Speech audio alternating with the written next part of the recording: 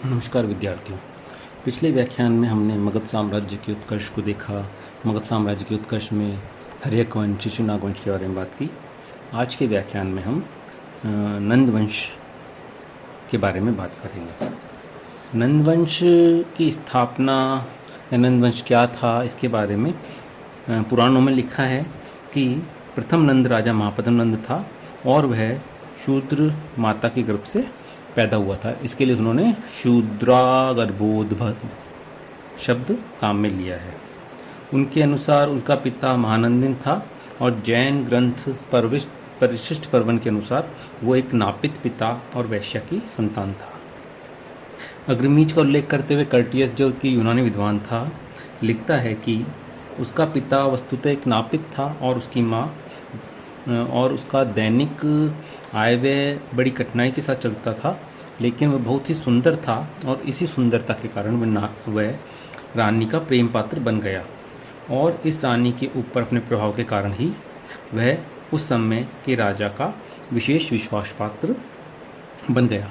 बाद में विश्वासघात करके उसने राजा की हत्या कर दी और राजकुमार के संरक्षक के रूप में काम करने लगा और वास्तविक सत्ता अपने हाथ में ले ली और आगे चलकर इन पुत्रों को मारकर वो राजा बन बैठा। इस उदाहरण को पढ़ने से प्रकट होता है कि कर्टियस के शब्द में अग्रसेन ने जिस राजा का धोखे से वध किया था वह हर्षचरित्र का काकवर्ण ही था। काकवर्ण के 10 पुत्र ही इस विश्वासघाती उग्रसेन के संरक्षण में कुछ समय तक राज्य करते रहे और बाद में उग्रसेन ने उन राजकुमारों की हत्या करके शिशुनाग वंश का अंत कर दिया। इसी प्रकार महावंशिका के अनुसार महापद्म नंद लूटपाट करते हुए डाकुओं का नेता बन गया था और अंत में उसने पाटलिपुत्र पर अधिकार कर लिया। अब प्रश्न ये उठता है कि अग्रसेन कौन था। तो पहले मैं आपको बताया कि पुराणों के अनुसार नंदवंश का पहला शासक जो था वो महापद्म नंद था और महाबोधि वंश में उसका नाम उग्रसेन मिलता है।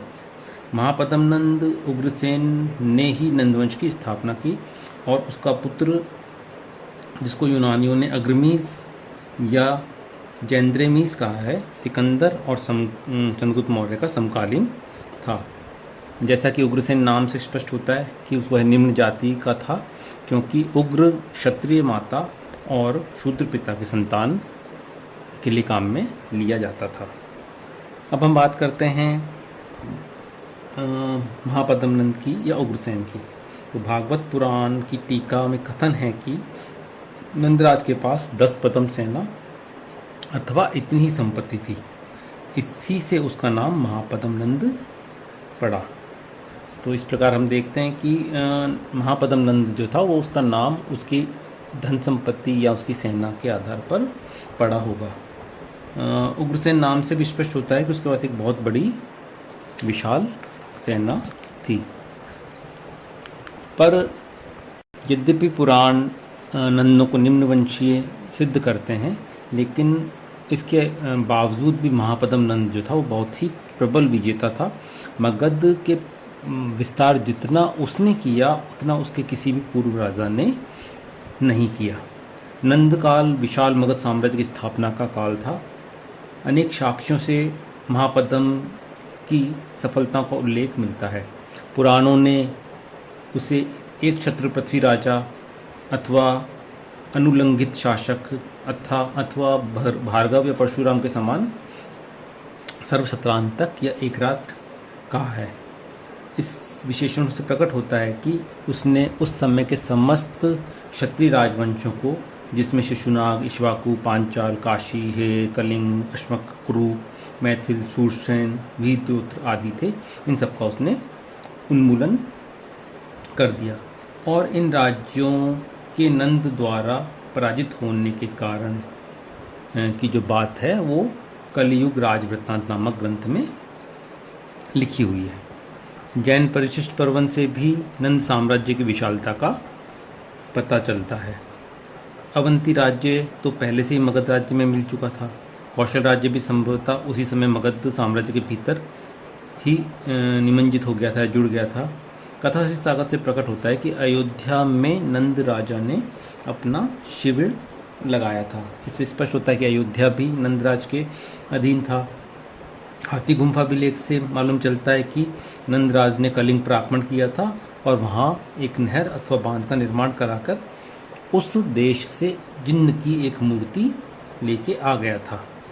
इन सब बातों से स्पष्ट होता है कि कलिंग पर भी नंदों का शासन था। डॉक्टर राय चौधरी के अनुसार दक्षिणापथ के कुछ भागों पर भी संभवतः नंद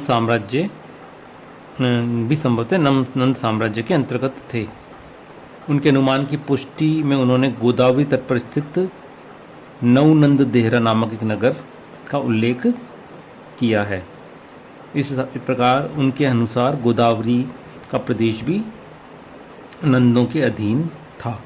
महापरिशिष्ट पर्वन में नंदों के आसमुद्र साम्राज्य का उल्लेख मिलता है। इससे कुछ विद्वानों ने अनुमान लगाया है कि महापद्म नंद ने सौराष्ट्र को भी जीत लिया था।